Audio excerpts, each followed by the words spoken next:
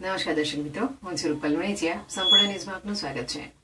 દાંતાના પાડલિયા ગામ ખાતે મોટી સંખ્યામાં આદિવાસી સમાજ એકઠો થયો હતો. તે ડિસેમ્બરે બનેલી ઘટના બાદ વિધવા મહિલાને ન્યાય અને સમાજની ફરિયાદો નોંધવાની માંગ સાથે ઉગ્ર આંદોલનની ચીમકી ઉચ્ચારવામાં આવી હતી. બેઠકમાં હાજર કાંતિભાઈ દાંતા ધારાસભ્ય કાંતિ ખરાડી આ બેઠકમાં હાજર રહ્યા હતા. દિલ્હીથી પરત ફર્યા બાદ ધારાસભ્ય કાંતિ ખરાડી મંગળવારે સવારે 11 વાગે પાડલિયા પહોંચ્યા હતા. તેમણે સમાજના આગેવાનો અને આદિવાસી લોકો સાથે બેઠક કરી હતી. ત્યારબાદ તેઓ ઘટના સ્થળની મુલાકાત લેવા 4 કિલોમીટર ચાલીને જંગલમાં વિધવા મહિલાના ખેતર અને મકાન પાસે પહોંચ્યા હતા.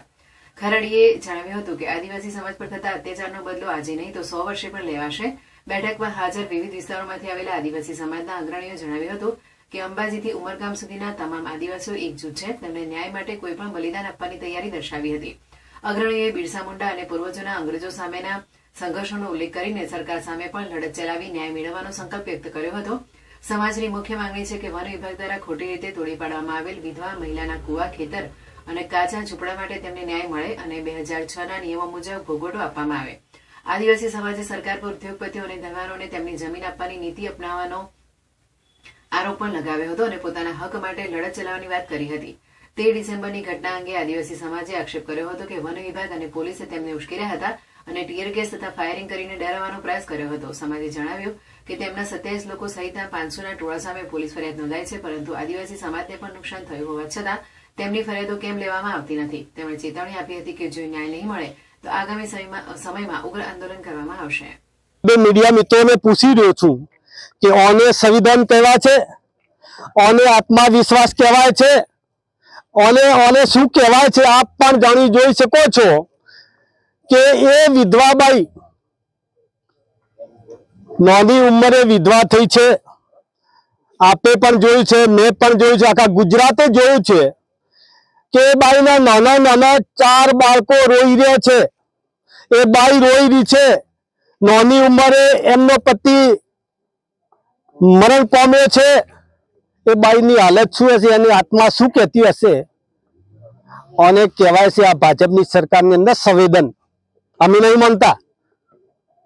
એટલા માટે કે એમને જો એ લોકો એટલો વિશ્વાસ કરતો ને આત્મવિશ્વાસ હોત ને તો આટલા પગલો ના ભર્યો હોત, ઉપરથી વિધવાબાઈને સપોર્ટ કર્યો હોત અને જે નુકસાન થયું એ નુકસાન કરવા માટે ના આવ્યા હોત.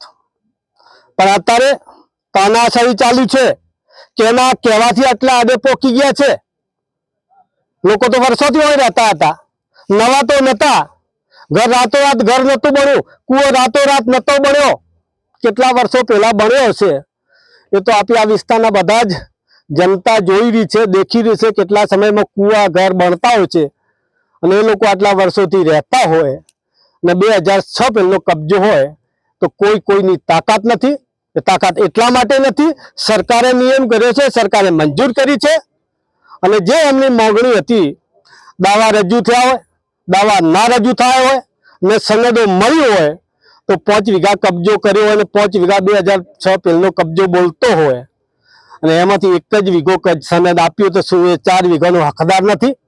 એમની માંગણી હતી, એ માંગણી પ્રમાણે સરકાર નિયમ અનુસાર 10 વીઘા જમીન આપવાનો અધિકાર સરકારને હતો. તે ક્યાં 20 વીઘા માંગતા હતા? એમને જેટલી જમીન દાવો હતો, જેટલી કબજો હતો, 2006 પહેલો કબજો હતો, એટલું જ માગીને બેઠા છે. હજુ માગે છે કે તમે વહેલામાં વહેલી તકે પૂરા ઉત્તર ગુજરાતના આદિવાસીઓને જે જમીન છે ને, સરકારે નિયમ મેં કાંતિભાઈ ખરાડીએ નક્કી નથી કર્યો, સરકારે નક્કી કર્યો છે. એ નિયમ અનુસંધાને એમની જમીન આપવી પડે, બાકી રહેતી હોય જમીન આપવી પડે. ને જો જમીન આપી હોત તો આ ના થોત. પણ અંબાજી આજુબાજુ રહેતા તમામ આદિવાસીઓને હેરાન કરવા માટે સરકારની એક નીતિ છે. આ નીતિ સરકારની નબળી નીતિ કહેવાય. એટલા માટે સરકાર જે વખતે રચાય છે, મંત્રી સોગંદનામું લેતા હોય, સંવિધાન ઉપર સોગંદ લેતા હોય, આ બધું જ સાઈડમાં મૂકીને કેના કહેવાથી આટલું બધું આદિવાસીઓ પર અત્યાચાર કરવામાં આવ્યો છે. ને જો સંવિધાનથી જો વરાયેલા હોત તો મંત્રી કે અધિકારી આ પગલો ના ભરોત અને ભરવા પણ ના દોત. એટલા માટે કે એમને ખબર છે, મને ખબર છે, પણ આટલા હદે પોક્યા છે એટલે જરૂર અધિકારીઓને હાથો બનાવ્યા છે, અધિકારીઓને આઘા કર્યા છે સરવાર જે કરતા હરતા છે એમને હું ચેલેન્જ મારીને કહી રહ્યો છું કે તમે આદિવાસીઓને મારો, જેટલા મારવા એટલા મારો, પણ એટલું જ આ પાડલિયા ગામ નથી, દાતા અમીરગઢ ને હળાદ તાલુકો એકલો નથી. જે દિવસે આદિવાસી નામ પડે છે ને, અંબાજીથી ઉમરગામ સુધી જેટલા આદિવાસીઓને સાંભળ્યું છે એ 100 વર્ષ સુધી ભૂલશે ને એનો બદલો આલે છૂટકો છે. ઓકે.